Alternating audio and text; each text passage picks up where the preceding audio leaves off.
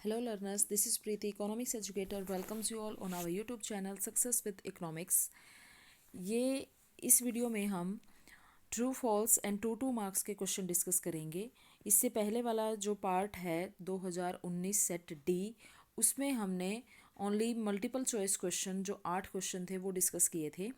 तो 9th question से हम यहाँ स्टार्ट करेंगे। Let's start. पूंजी पर ब्याज एक परिवर्तनशील प्रवाह चर है। ये ट्रू एंड फॉल्स है, 1 मार्क्स के क्वेश्चन है। Interest on capital is a flow variable, ये क्या है? ट्रू। उसके बाद है law of diminishing returns is applicable on agriculture alone. मैं आपको एक बार इससे पहले वाला क्वेश्चन एक्सप्लेन कर देती हूँ। Interest on capital is a flow variable. Flow variable क्या होते हैं? जो एक पीरियड ऑफ टाइम में डिटरमाइंड होते हैं, जिनका एक प्रवाह होता है, फ्लो होता है। जैसे इंटरेस्ट ऑन कैपिटल है, पूंजी पर ब्याज अब क्या है, बार बार हमें ब्याज मिलता है, तो वो एक फ़्लो है। और स्टॉक क्या होता है? जो एक पॉइंट ऑफ टाइम पर होता है, जैसे वेल्थ, वो क्या है आपका? धन क्या है? स्टॉक है। बट पूंजी पर ब्याज क्या है? एक फ्लो वेरिएबल है। नेक्स्ट है 10th question, law of diminishing returns is applicable on agriculture alone. सिर्फ कृषि पर ही घटते प्रतिफल का नियम लागू होता है, ऐसा नहीं है।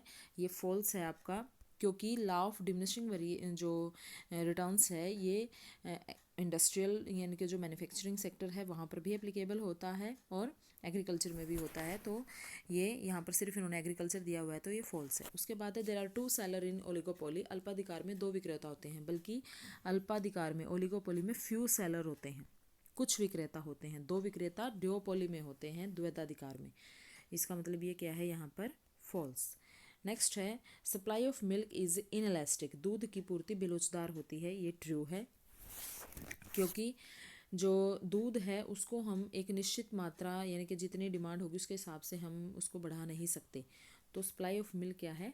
इनएलास्टिक है। नेक्स्ट है मुद्रा में केवल करेंसी नोट शामिल किए जाते हैं। Money consist of currency note only.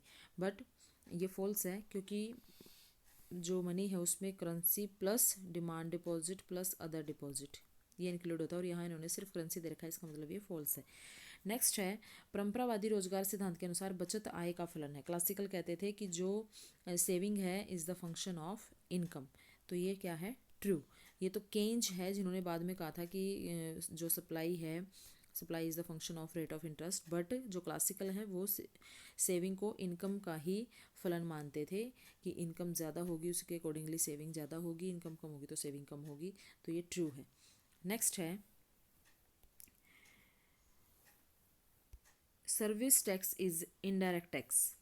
Service tax क्या है? एक इनडायरेक्ट टैक्स है, अप्रत्यक्ष कर है। अप्रत्यक्ष कर वो होते हैं जो किसी एक पर लगते हैं तो उसको शिफ्ट किया जा सकता है।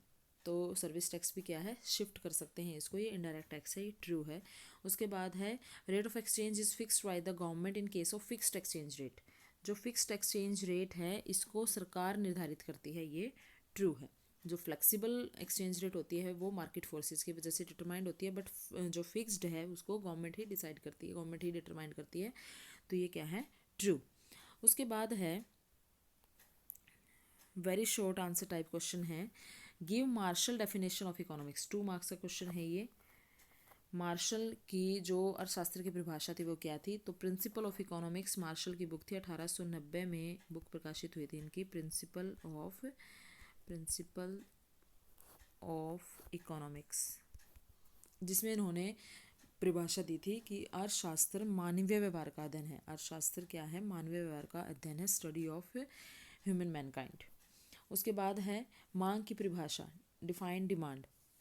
तो मांग की परिभाषा क्या है? कि एक समय के निश्चित बिंदु पर वस्तु की विभिन्न मात्राएं खरीदने को जब एक उपभोक्ता तैयार होता है, योग्य होता है, तो उसको हम मांग कहते हैं। ये आप एक्सप्लेन कर सकते हो, 2 नंबर के हिसाब से लिखना है आपने। उसके बाद है what is law of supply.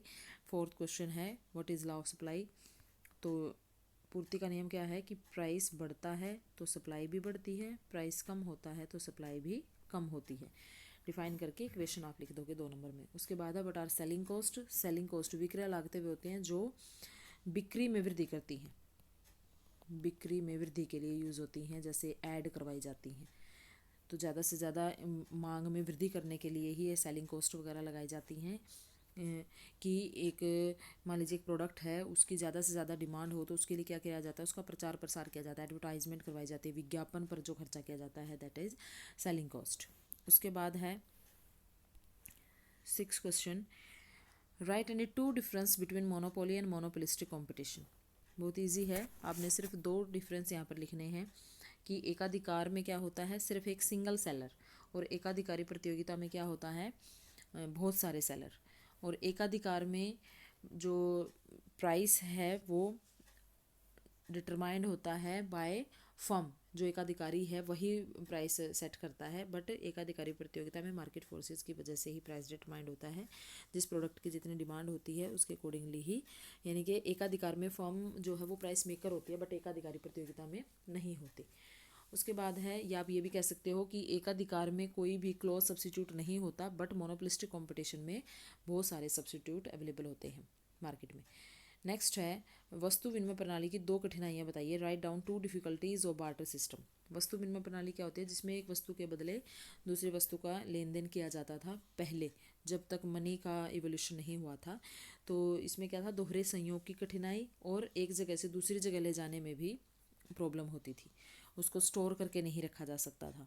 ठीक है, तो ये 2 आपने सिर्फ लिखने हैं, एक्सप्लेन नहीं करने, 2 नंबर में सिर्फ आपने लिखना है। उसके बाद है पॉइंट पॉइंट लिखने हैं। उसके बाद है कर की परिभाषा, गिव डेफिनेशन ऑफ टैक्स। तो कर क्या है, एक अनिवार्य भुगतान है, कंपल्सरी पेमेंट है, जिसके बदले में किसी लाभ की उम्मीद नहीं की जा सकती, और इसके पीछे कानूनी कार्रवाई होती है, कानूनी मान्यता होती है। अगर कोई टैक्स नहीं देगा तो उसमें सजा का प्रावधान है। उसके बाद है 2 नंबर के हिसाब से सिर्फ डिफाइन करना है हमें ये। तो इस पार्ट में हमने जो ट्रू फॉल्स थे 1 1 मार्क्स के और 2 2 मार्क्स के जो क्वेश्चन थे, very short answer type question, वो हमने डिस्कस कर लिए। इससे नेक्स्ट पार्ट में हम शॉर्ट आंसर टाइप 4 4 मार्क्स के क्वेश्चन एंड 6 मार्क्स में कितना लिखना होता है वो वाले क्वेश्चन आपको एक्सप्लेन किए जाएंगे। आई होप आपको ये वीडियो काफ़ी अच्छी लगी। Please like and share this video. Thank you very much.